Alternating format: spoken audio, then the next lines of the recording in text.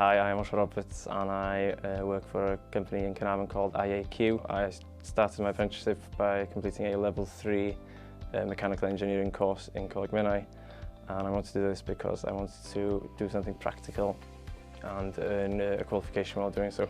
The way I learned during my apprenticeship was being able to watch someone complete stuff, having a go on myself and then run that section myself.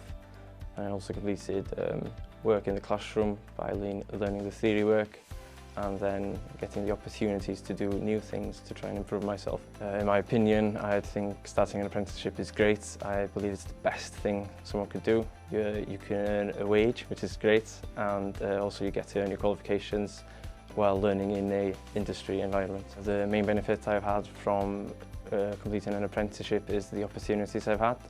Recently through college, I won the gold medal in the World Skills UK CNC turning category. I believe the best thing about doing an apprenticeship is that you can benefit from being in two locations, from your work and in the college. That gives you more opportunities to do different stuff. My future plans is to work in the college as a lecturer in engineering in Menai in the Llandrillo campus.